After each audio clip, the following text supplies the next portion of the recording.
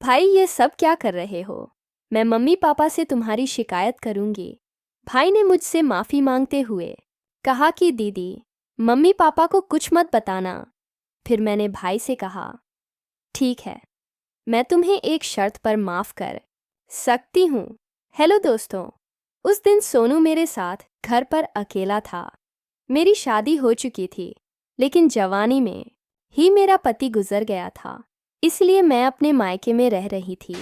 एक दिन मेरे माता पिता किसी रिश्तेदार के यहाँ एक काम से गए थे और 2 दिन बाद वापस लौटने वाले थे।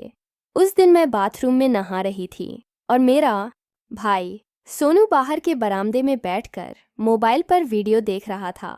सोनू ने सोचा कि मुझे नहाने में काफ़ी समय लगेगा, तब तक वह अपना समय मोबाइल पर बिताने का सोच रहा था।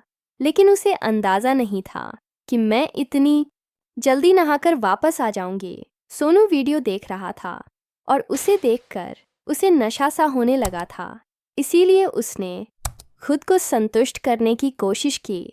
लेकिन अचानक मैं बाथरूम से बाहर आ गई और सोनू को उस स्थिति में देख लिया। सोनू तो आंखें बंद करके अपनी ही दुनिया में खोया हुआ था। तभी मैंने पीछे से आवाज़ लगाई, सोनू, तुम क्या कर रहे हो? सोनू मेरी आवाज़ सुनते ही डर गया और जल्दी से खुद को ढक लिया।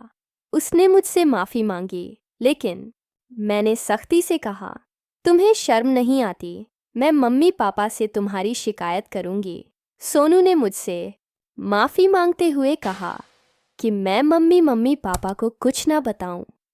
मैंने थोड़ी देर सोचकर कहा, ठीक है, मैं तुम्हें एक शर्त पर माफ़ कर सकती हूँ। सोनू ने डरते हुए पूछा, कौन सी शर्त? मैं उसके पास जी है, छाई और सोफे पर उसके बगल में बैठते हुए बोली, अगर तुम मेरा काम कर दोगे तो मैं मम्मी पापा से कुछ नहीं कहूँगी। सोनू ने तुरंत पूछा, कैसा काम दीदी? तुम जो कहोगी मैं सब करूँगा, बस मम्मी पापा से मत कहना। तब मैंने उसकी तरफ गहरी नज़रों से देखा और बोली, तुम्हें मुझसे डरने की ज़रूरत नहीं है। मुझे बस यह चाहिए कि तुम अगले 2 दिन मेरे हर काम में मदद करो, खाना बनाने से लेकर घर के बाकी कामों तक। और सबसे बड़ी बात जो मैं कहूँगी वह बिना सवाल किए मानना होगा।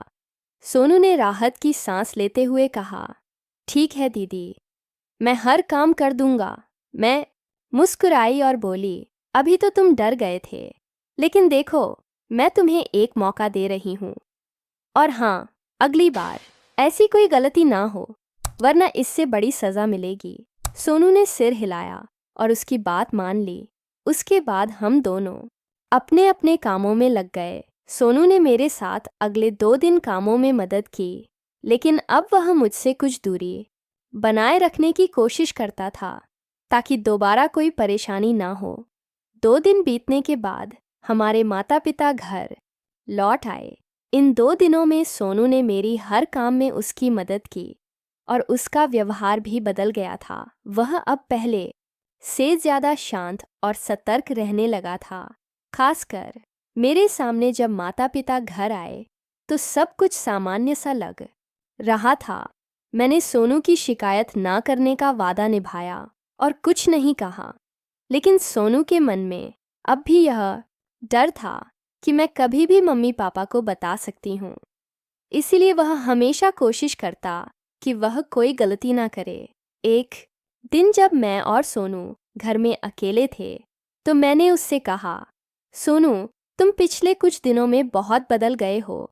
मुझे अच्छा लगा कि तुमने अपनी गलती मानी और खुद को सुधारा। सोनू ने सिर झुकाकर कहा, हाँ दीदी, मैं समझ गया हूँ, मैं अब ऐसी कोई गलती नहीं करूँगा। मैंने हल्की मुस्कान के साथ कहा, ठीक है, अब हम इस बात को यही ख़त्म करते हैं, लेकिन याद रखना, अगर फिर से कुछ ऐसा हुआ तो मैं माफ़ नहीं करूँगी। सोनू ने फिर से माफ़ी मांगी और उसे यकीन हो गया कि मैं अब उस घटना को कभी नहीं उठाऊंगी। इसके बाद हम दोनों भाई बहन सामान्य जीवन जीने लगे।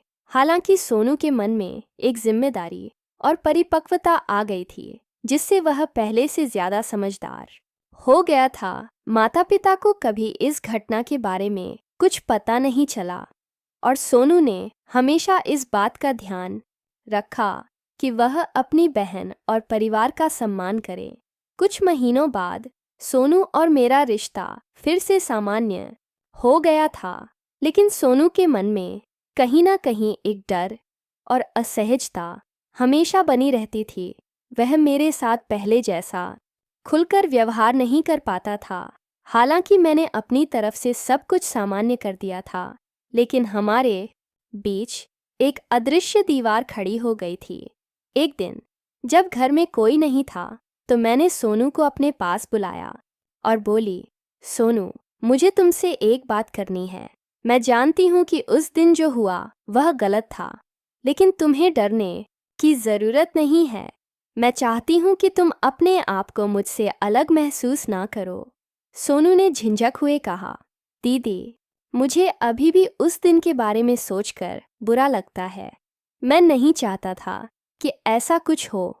मैंने उसके कंधे पर हाथ रखते हुए कहा, देखो, गलती किसी से भी हो सकती है। मैं तुम्हें माफ़ कर चुकी हूँ और हम दोनों को इस घटना को पीछे छोड़कर आगे बढ़ना होगा।